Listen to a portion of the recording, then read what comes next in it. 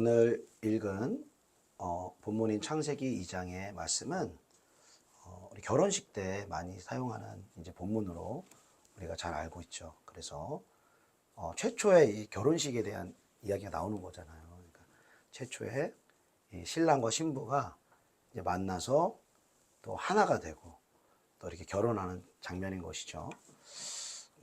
그래서 이제 뭐 신랑 신부 이제 결혼하게 된 신랑 신부에게 권면도 많이 되어지는 그런 말씀인데 우리가 성경을 읽고 우리가 또 하나의 말씀을 알면 알수록 하나님은 그 성경 안에 어떤 이중적인 메시지들을 우리에게 담고 있는 것들을 우리가 잘 알 수 있습니다. 우리가 뭐 잘 아시는 것처럼 에스겔 37장의 마른 뼈 환상, 이 마른 뼈 환상에 대하여서 우리 개인적으로 그것을 적용한다면 우리 개인의 상황과 개인의 환경이 그 마른 뼈와 같이 정말 죽은 자 같이 너무나 어렵고 힘들지만 정말 하나님이 생기를 불어넣어 주시고 또 하나님이 살려주시면 우리가 살아나서 지극히 큰 군대가 된다. 우리가 이렇게 개인적으로 적용할 수 있는 그런 영역들이 있습니다. 그러나 이 마른 뼈 환상 우리가 잘 아는 것처럼 개인적으로 우리가 개인의 문제를 그 말씀에 적용하기 이전에 그 말씀을 통하여서 하나님께서 창세 전부터 계획하신 하나님의 계획과 뜻이 있다는 것입니다. 그리고 그 하나님의 계획과 뜻을 우리에게 가르쳐 주시길 원하시는데 그것은 단순히 그 마른 뼈에 대한 그 사람이 수많은 사람들이 죽어 있는 것이 우리 개인의 문제가 아니라 그 하나님이 선택하신 백성 이스라엘이 그 마른 뼈와 같이 온 민족이 그 죽은 자 같이 그렇게 있었는데 그들을 하나님의 사람들의 대언을 통하여서 또 생기를 대언하는 하나님의 사람들을 통해서 그들을 살릴 것이다. 그들을 고토로 돌아가게 하고 그들에게 성령을 주실 것이다라는 하나님의 차원의 그런 메시지가 있는 줄로 믿습니다. 우리는 우리 개인의 어떤 육적인 차원에서 성경을 보고 나의 영광을 위해서 성경을 보는 것이 아니라 하나님의 영광을 위해서 또 하나님의 뜻과 계획이 우리의 삶 가운데 이루어지기 위하여 그런 관점으로 성경을 보아야 될 줄로 믿습니다. 나의 영광을 위해서 성경을 보면 성경이 열어지지 않습니다. 하나님이 열어지지 않습니다. 그러나 나의 영광을 내 스스로 영광을 높아지기를 포기하고 내려놓고 하나님의 계획과 하나님의 영광을 위하여 하나님의 말씀을 겸손함으로 나아갈 때 하나님은 당신을 계시하실 것이고 당신의 뜻과 당신의 계획을 우리에게 말씀하실 것이며 그 뜻과 영광에 참여하는 자에게 내가 나를 영광스럽게 하지 않더라도 하나님이 우리를 높이시고 하나님이 우리를 영광스럽게 하실 줄로 믿습니다. 오늘 말씀도 결혼에 대한 우리 개인의 어떤 적용할 수 있는 메시지이면서도 동시에 더 중요한 영역이 있다면 바로 우리의 신랑 되신 예수님과 신부된 우리 교회의 관계에 대해서 오늘 본문이 말하고 있다는 것입니다. 창세기 2장 18절 말씀 한번 읽어보겠습니다. 창세기 2장 18절 시작. 여호와 하나님이 이르시되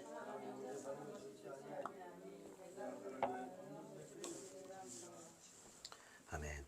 자, 하나님께서 첫사람 아담을 지으시고 또 흙으로 아담 육체를 만드셨죠. 그리고 아직은 그의 안에 생명이 없어서 하나님의 호흡인 성령을 또 아담 안에 이렇게 불어넣어 주셨죠. 그리고 하나님의 형상대로 온 만물을 다스리고 정복할 수 있는 능력을 하나님 허락하시고 그 첫 번째 일로 동물들을 이제 아담에게 이끌어 간 것이죠. 뭐 순한 어떤 초식 동물뿐만 아니라 육식 동물, 또 사자, 호랑이, 뭐 독수리 이런 맹수들도 아담에게 이끌어 간 것이죠. 그랬을 때 아담이 그 모든 동물들을 전혀 두려움 없이 그 동물들에게 하나님 주신 지혜로 동물에 걸맞는 그런 이름들을 지어줬다라는 것입니다. 여러분 이 천지를 창조하는 장면도 굉장히 영광스러운 그런 하나님의 어떤 신성과 능력이 나타나는데 오늘 본문인 지금 이 장면 있잖아요. 하나님이 지으신 동물을 하나님이 아담에게 이끌어가는 거죠. 그래서 동물이 순서를 따라서 뭐 순번을 기다린 건지 모르겠는데 막 여러 동물이 확 와요. 그냥 초식 동물, 육식 동물 할 것 없이 다 모여가지고 하나하나 아담이 곰곰이 생각도 해보고 막 우리가 참 뭔가 물론 이제 한국어로 이제 우리가 번역 이렇게 해도 하지만 왠지 이름이 어울려요. 그 동물하고. 그러니까 뭐 사자다, 호랑이다. 뭔가 그 육식 동물하고 어울리지 않습니까? 그리고 뭐 소, 왠지 순할 것 같고. 그러니까 이름이 뭔가 잘 어울려요. 근데 그 기원을 거슬러 올라가면 우리는 우리 한글이 생기기 전에도 뭐 영어도 있었고 또 여러 가지 말이 있었고 또 그 전에는 또 히브리어도 있었겠죠.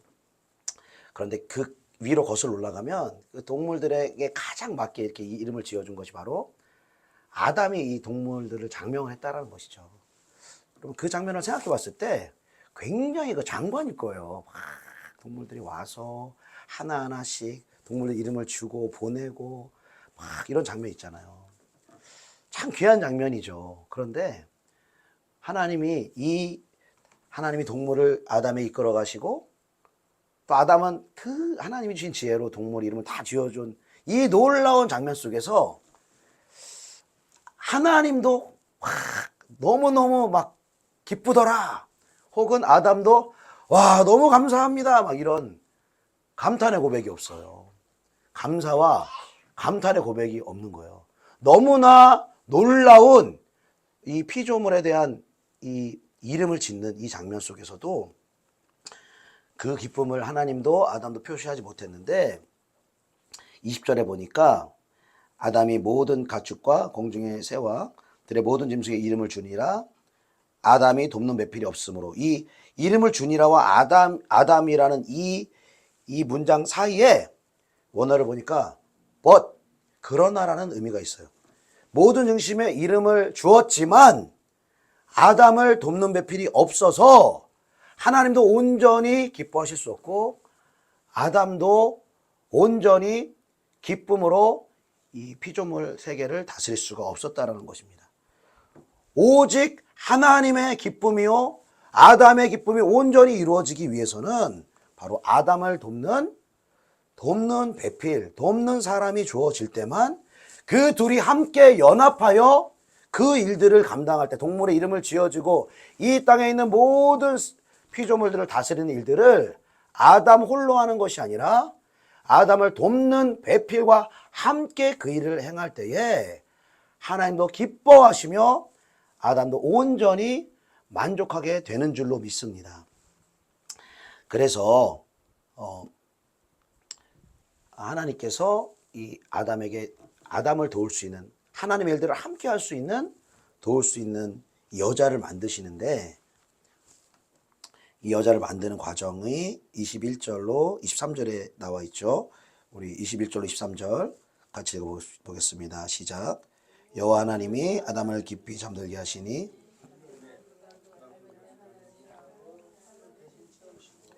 여호와 하나님이 아담에게서 취하신 그 갈빗대로 여자를 만드시고 그를 아담에게로 이끌어오시니 아담이 이르되 이는 내 뼈 중에 뼈요 살 중에 살이라 이것을 남자에게서 취하였은즉 여자라 부르리라 아니라.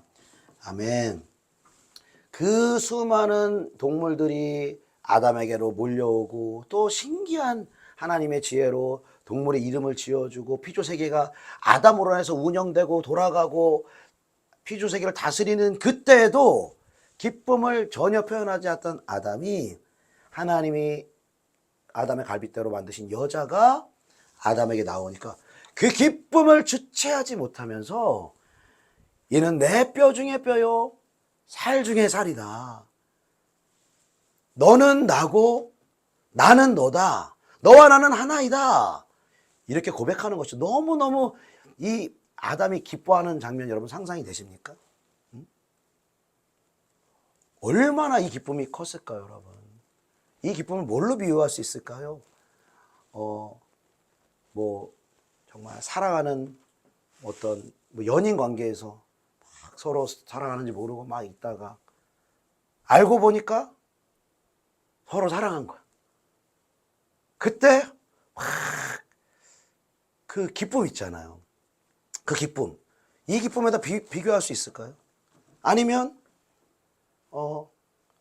우리 이 부부가 사랑을 하고 또 아이를 잉태하면서 10달을 기다리면서 결국에는 때가 돼서 아이를 출산하게 됐을 때 그 아이를 바라보면서 그 아이의 조그마한 얼굴과 손과 발과 그 호흡을 들으면서 정말 이러한 고백을 했을 수 있다라고 저는 생각이 듭니다. 너무너무 기뻐하면 정말 나의 분신이구나. 정말 나를 닮은 내 생명을 줘도 아깝지 않을 나의 자녀이구나. 이러한 고백을 할 수 있지 않았겠습니까? 그런 연인의 관계의 사랑이든 아니면 자녀를 낳아서 기뻐할 그 기쁨이든 여러분 확실한 것은 아담이 하와를 처음 보았을 때 그 충만한 기쁨을 넘어설 수 있는 기쁨은 이 세상의 모든 관계성으로는 여러분 불가능하다는 것입니다. 어떤 관계를 만나는 가장 큰 기쁨을 오늘 아담이 자기 갈비뼈로 지어진 하와를 보고 표현하는 이 기쁨이 가장 큰 기쁨인 거예요. 그런데 여러분, 이 하와를 어떻게 만들었나, 여자를 어떻게 만들었나 우리가 좀 살펴보기를 원하는데 왜 아담은 흙으로 만들었고 또 동물조차 흙으로 만들었습니다. 동물도 흙으로 만들었다고 위에 보면 나와 있어요. 19절에도 하나님 흙으로 각종 들짐승과 공중의 새를 지으셨다. 근데 이 동물들은 영이 없기 때문에 죽으면 그냥 끝나는 거예요. 그런데 아담도 흙으로 만들었고 동물도 흙으로 만들었는데 여자도 흙으로 만들면 될 텐데 여자는 흙으로 만들지 않고 굳이 아담의 갈빗대를 취해서 여자를 만드셨다는 것이죠. 왜 그러셨을까? 여러분 성경에서 잠든 자라는 표현이 여러 말씀에 나와 있는데요. 성경에서 잠을 잔다라는 표현은 주로 그 사람이 죽었다라는 표현을 잠든다라는 표현으로 사용하고 있는 것을 볼 수 있습니다. 나사로가 요한복음에 나와 있는 나사로가 죽었을 때도 나사로가 잠들었도다 이렇게 말하고 또 사도행전에 또 스데반이 죽는 장면에서도 보니까 스데반이 자더라 자니라 이렇게 말해요.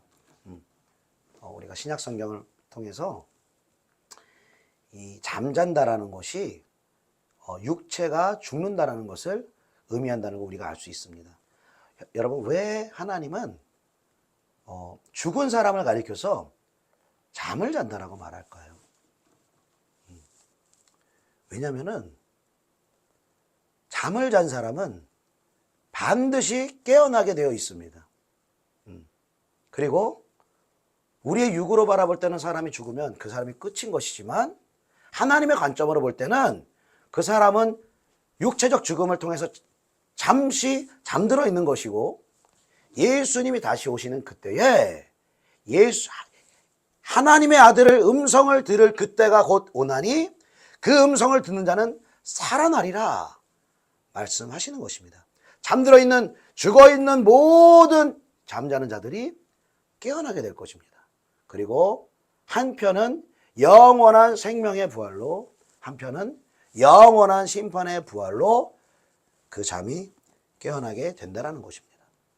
아담도 하나님께서 21절에 보니까 깊이 잠들게 하셨다라고 할 때 이것은 아담이 잠잔 것이 아니라 하나님께서 아담을 죽게 하신 것입니다. 여러분 믿으십니까? 네, 할렐루야. 이거를 지금 일단 믿을 수 있다는 게 우리가 영적으로 성장 어떤 분하고 이 말씀을 나눴는데 막 시험에 들면서 막 아니 왜 뭐 아담이 잠자는 건데 왜 죽었냐 또 이걸 또 예수님하고 연관시키니까 왜 예수님 죄짓기 아직 죄도 안 진 상태인데 왜 예수님 이렇게 했냐 이렇게 시험 드는 사람도 있을 수 있거든요.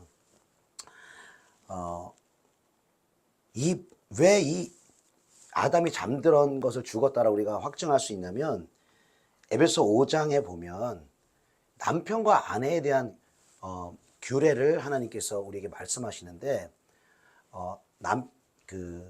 아내들아라고 말씀하시면서 아내들은 남편에게 복종하라.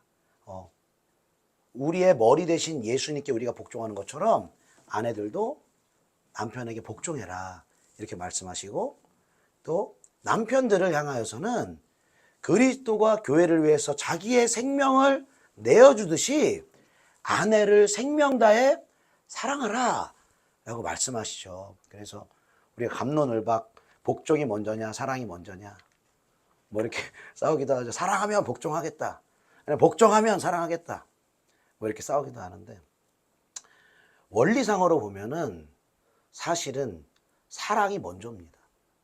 왜냐하면은 우리 주 예수 그리스도께서 우리 교회의 머리가 되기 위해서 우리를 죽도록 당신의 생명을 내어주심으로 우리를 사랑하심으로 우리가 생명을 얻을 수 있었기 때문에 사랑하는 것이 사실은 먼저입니다. 그리고 그 사랑을 통하여서 자연스럽게 복종하고 순종하는 것이 그 다음 순서가 되는 것입니다.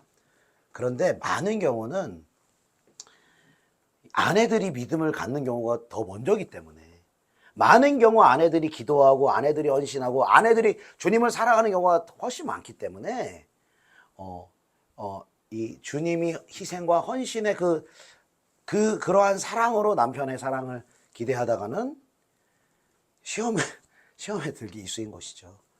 그래서 이거는 누가 사랑하냐 누가 복종하냐 이 관계가 아니라 먼저 하나님이 믿음을 준 자에게 믿음을 아내에게 먼저 줬으면 그 예수 그리스도가 교회를 위해서 생명 내어주신 사랑을 남편에게 받지 못하더라도 먼저 복종하는 거예요.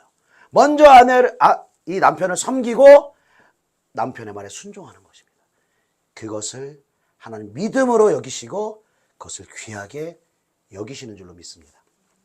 자, 남편과 아내에 대한 그 규례를 이 에베소 5장에 말씀하시고, 우리 에베소 5장 말씀을 한번 좀 찾아볼까요? 창세기 말씀 이렇게 좀 표시해 놓으시고 에베소 5장 30절로 32절, 에베소 5장 30절로 32절 말씀입니다. 에베소서 5장 30절로 32절 말씀 같이 한 목소리를 읽겠습니다. 우리는 그 몸의 지체임이라. 그러므로 사람이 부모를 떠나 그의 아내와 합하여 그 둘이 한 육체가 될지니 이 비밀이 크도다. 나는 그리스도와 교회에 대하여 말하노라. 아멘. 자, 30절에 우리는, 예수를 믿는 우리는 예수님을 머리로 한 그 몸의 지체들이다 라고 말씀하시면서 에베소 5장 31절에 그러므로 사람이 부모를 떠나 그의 아내와 합하여 그들이 한 육체가 될지니 라고 말씀하시는데, 이 말씀 여러분 어디서 많이 본 말씀 같지 않습니까? 방금 전에 우리가 읽었던 창세기 2장 24절에 남자가 부모를 떠나 그의 아내와 합하여 둘이 한 몸을 이룰지로다, 창세기 2장 24절의 말씀을 에베소서에서 바울이 인용을 한 거예요. 인용을 하면서 사람이 부모를 떠나, 즉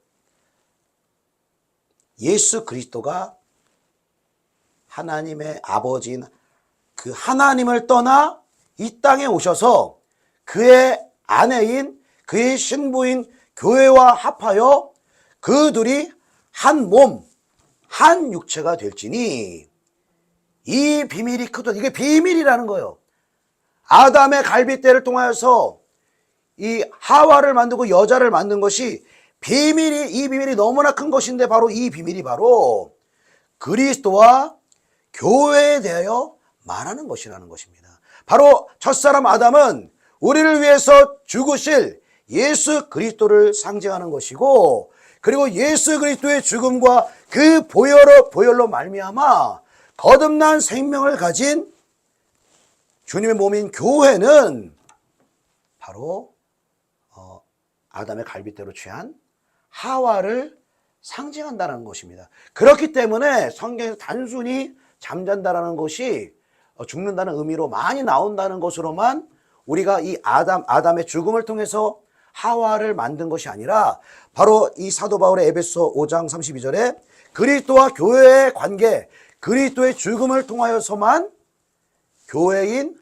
하와를 탄생시킬 수 있다는 이 말씀을 통하여서 아담의 죽음이 곧 여자 이 하와를 만들어낸다는 것을 우리가 알 수 있다는 것입니다. 그리고 다시 하나님이 아담을 살리시고 아담에게로 이 아담의 그 생명으로 말미암아 태어난 아담의 그 핏값으로 죽음으로 말미암아 태어난 그 여자를 바라보았을 때 정말로 이 기쁨과 이 환희의 고백이 나오는 것입니다.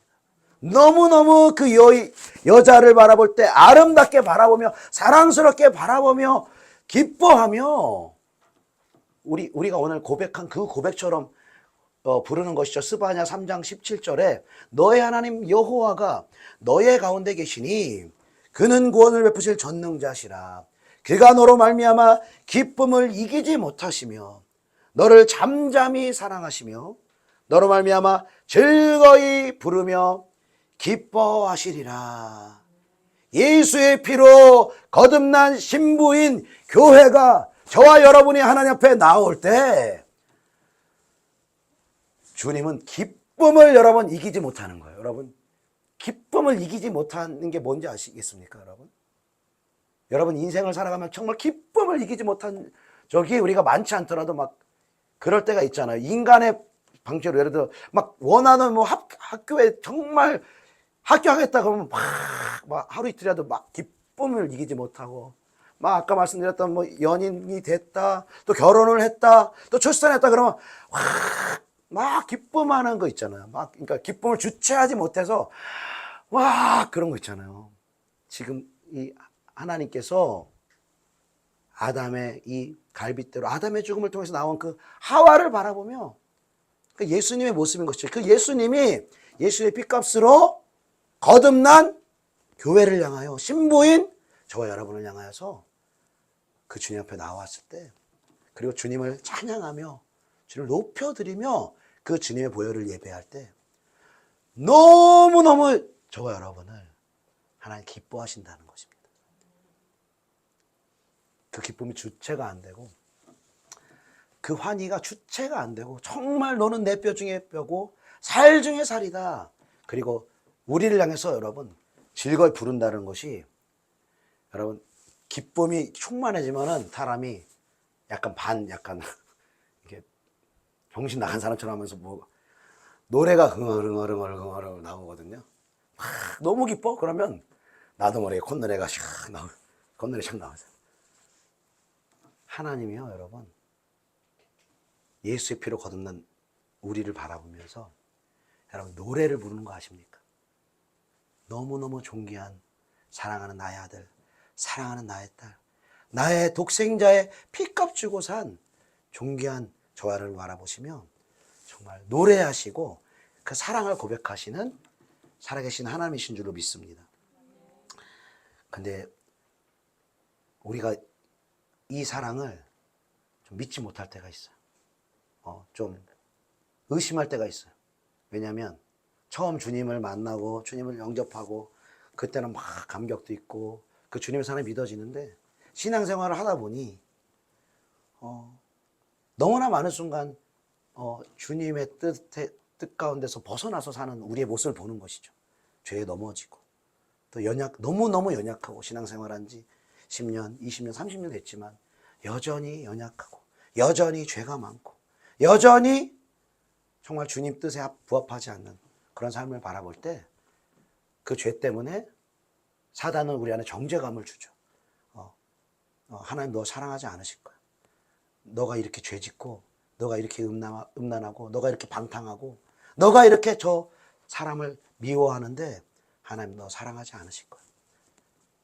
어떤 우리의 그 행위를 가지고 사단은 우리를 정죄하고 하나님 사랑을 의심하게 하는 것입니다.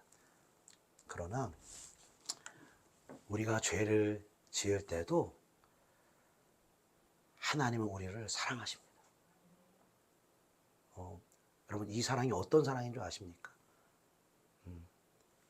안타까워하는 사랑인 거예요. 너무너무 안타까워하는 사랑인 거예요. 탕자가 아버지께 재산을 달라가서 먼 나라에 가서 살죠.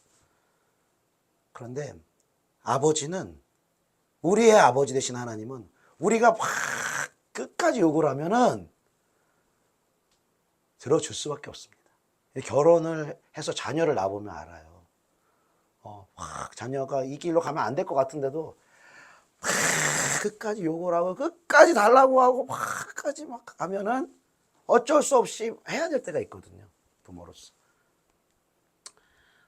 그렇게 이제 아버지의 재산을 가지고 먼 나라에 가서 이제 방황을 하며 사는 것이죠. 바로 저와 여러분의 모습인 것이죠.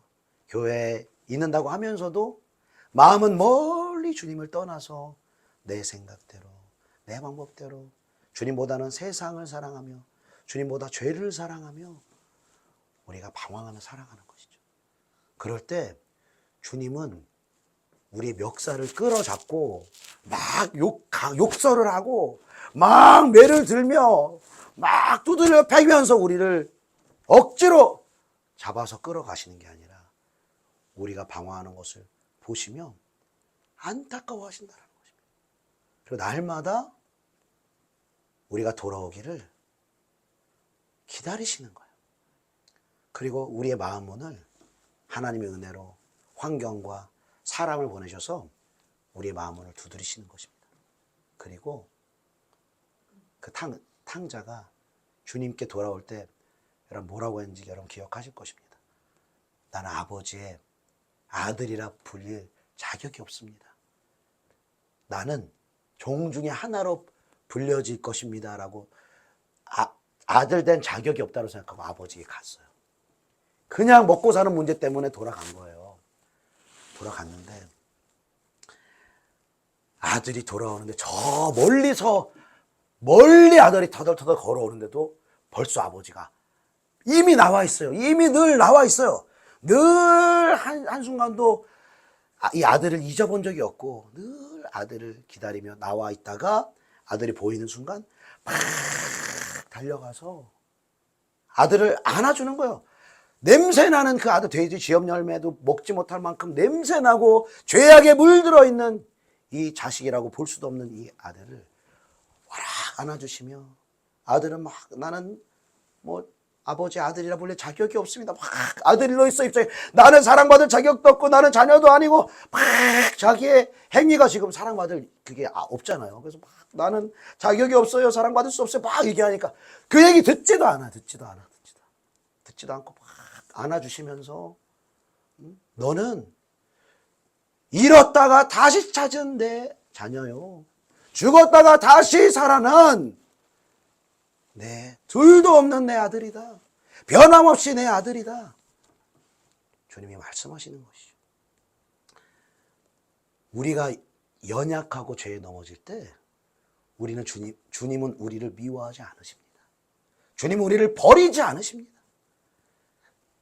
그 십자가의 길로 다시 돌아오기를 원하시는 거예요.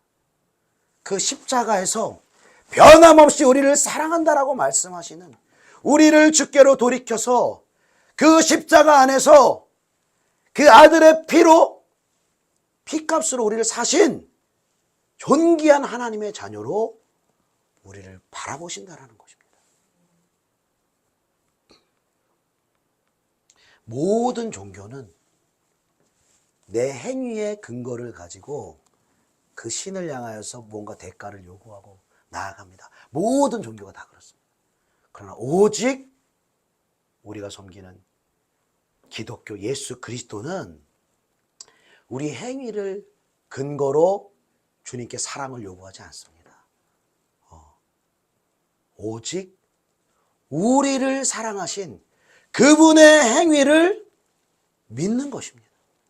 내가 넘어지고 내가 또 죄를 짓고 내가 사랑받을 만한 것이 아무것도 없음에도 그럼에도 불구하고 나를 사랑한다고 말씀하시는 그리고 나 같은 죄인을 위하여서 독생자 예수 그리스도를 우리를 위해서 제물이 되게 하시는 그 하나님의 사랑을 믿는 것입니다. 그 사랑을 받아들이는 것입니다. 조건 없이 우리를 사랑하시는 그 사랑을 받아들이고 믿기를 원하시는 것입니다. 여러분, 요한복음을 이 성령의 감동으로 쓴 저자는 사도 요한입니다. 이 사도 요한, 그 사도 요한이 자기를 가리켜서, 요한복음을 쓸 때 자기를 가리켜서 요한이 이렇게, 나 요한이 이렇게 표현을 안 하고 주로 어떻게 표현하느냐, 주님이 사랑하시는 제자가, 딴 사람 얘기하는 것처럼 그렇게 얘기를 해요. 저는 참 요한을 보면서 참 자아가 참 건강하신 분이다 이렇게 생각이 들기도 하는데, 왜냐면은 주님이 너무 사랑하시는 제자래요. 주님이 사랑하시는, 자기를 가리켜서 주님이 너무 사랑하시는 제자가 이렇게 말을 해요. 근데 주님이 사랑하시는 이 제자가 주님께 뭐 자랑한 것도 있겠지만 보면 실수투성이에요. 막 주님이 십자가에 죽으시기 전에 막 높은 자리 찾아야겠다고 막 찾아가죠.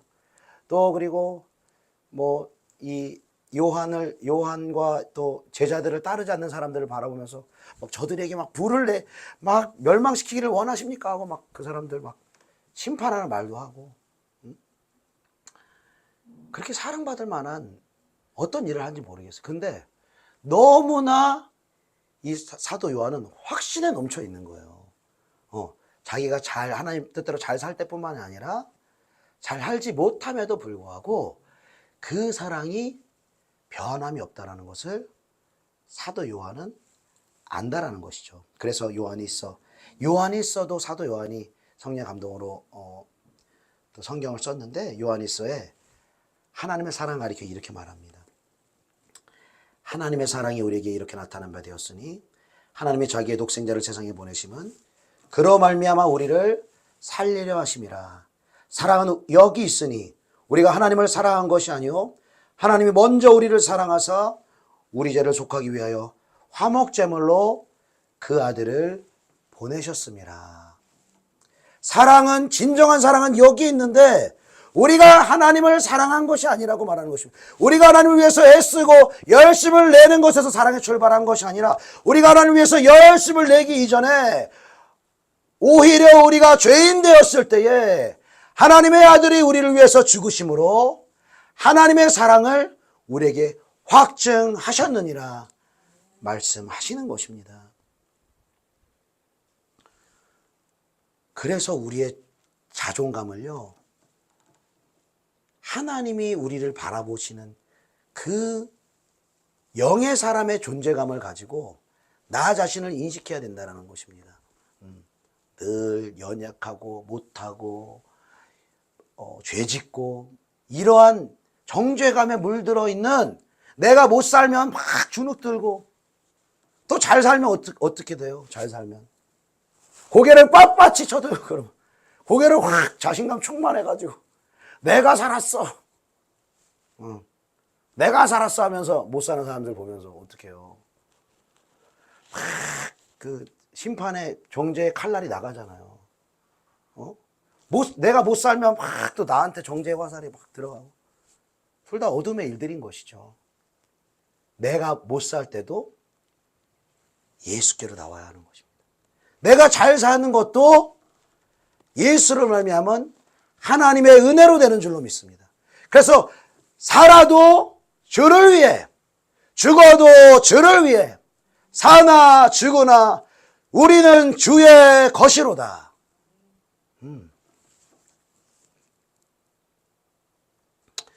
그래서 주님이 이사야에서 우리를 얼마나 존귀하게 여기시는지, 너희들이 내 눈에 보배롭고 존귀하니 내가 너희를 사랑하였은즉 내가 내 대신 사람들을 내어주며 백성들이 내 생명을 대신할 것이다 라고 말하는 거예요.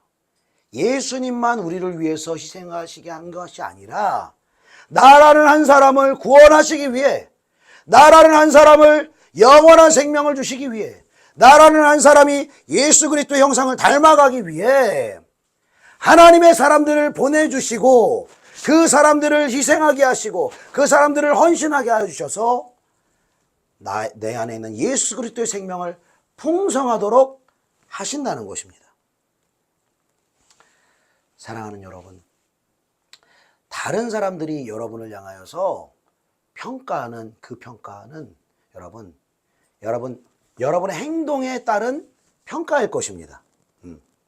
내가 뭐 관계적으로 이렇게 잘하고 도덕적으로 이렇게 잘하고 언행도 이렇게 뭔가 사랑받을 만하면 그러면 사랑받고 인정받고, 내가 말 실수도 많고 뭔가 관계성으로 연약함도 많고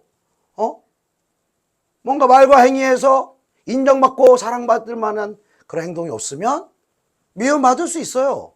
인정 못 받을 수 있습니다. 그리고 사람들이 막 그 자기 기준에 따라서 막 우리를 또 평가할 수도 있습니다. 넌 사람이 왜 그러냐, 너는 말을 왜 그렇게 하냐, 너는 왜 그러냐, 막 정죄하는 그런 말들 할 수 있어요. 그러나 우리는 그 세상의 관점에서의 그러한 우리를 평가하는 말들에 여러분, 우리의 영적 정체성이 흔들려서는 안 된다라는 것입니다.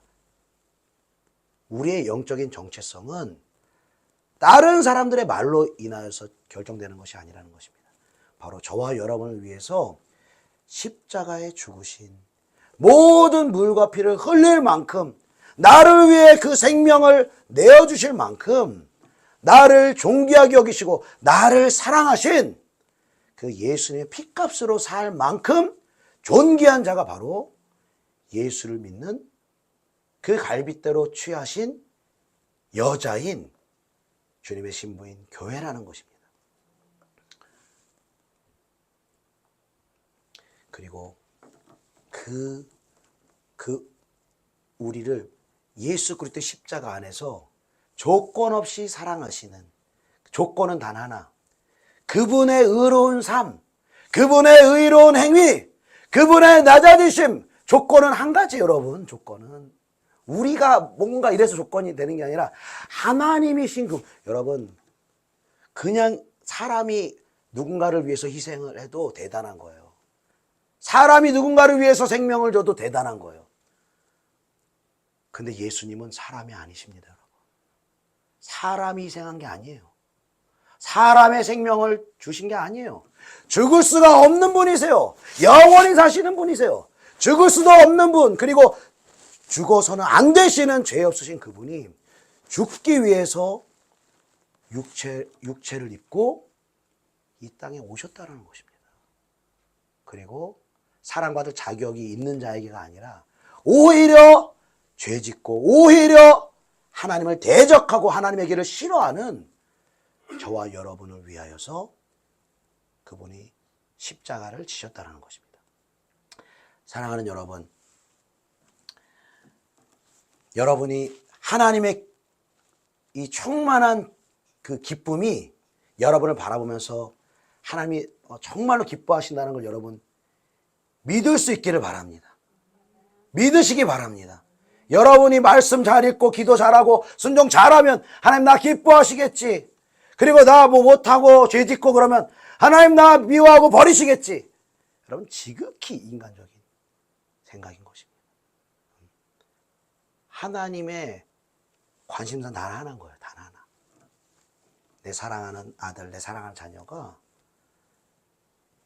내 독생자의 그 존귀한 그 보배로운 피를 가지고 있는 거예요.